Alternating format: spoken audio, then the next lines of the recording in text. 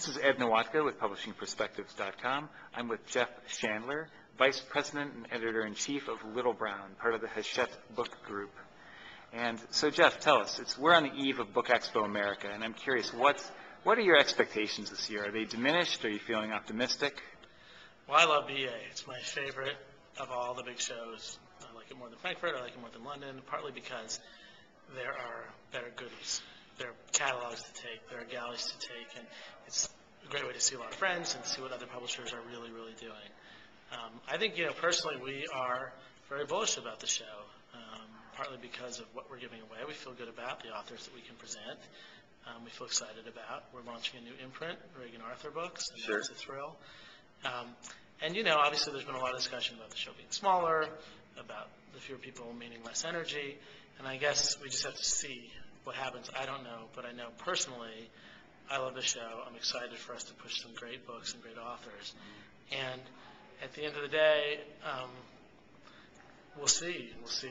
Who do you get the best interaction with? I mean, is it your fellow colleagues or is it the booksellers? Well, I'll give you the best and the worst. Okay. I think the best are booksellers. It's just great to meet all these booksellers, to connect. I mean, by now, I've done this long enough to know this whole constellation of great bookstores around America, and it's so fun to meet these people, and to renew kind of bonds and friendships. And so that's great. The worst, which is really just more a personal thing, is that there are a lot of unpublished writers who sneak into the show or get into the show and come looking for you and come to the booth looking for editors and trying to sell their manuscript and their books. And those, I would say, are the low points.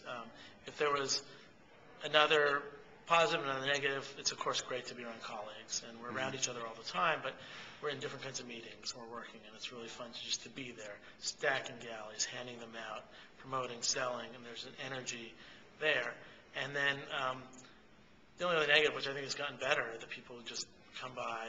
In the old days, it was shopping carts. Now it's the luggage things. Yep. Just taking everything from you, and it almost all ends up putting it up on eBay when they're in the bathroom. Exactly. But it's really great, and again, for us as well, it's a chance to see some of our authors who are not often in town, and to give them a hug and high five and that sort of thing. So. Is there one author you want to plug?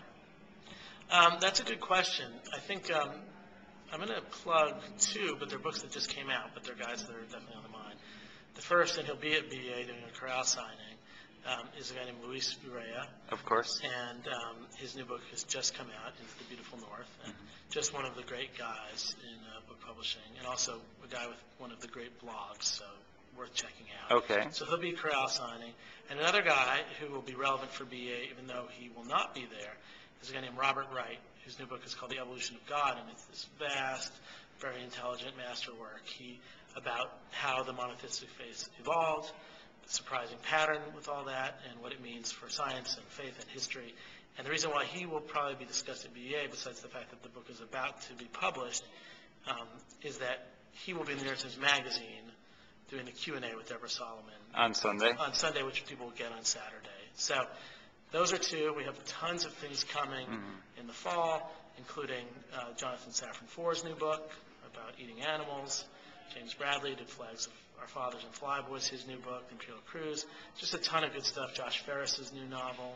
So yeah, we're pretty stoked. We think it's going to be good. Now, you guys had one of the most popular books on the planet last year with Stephenie Meyer.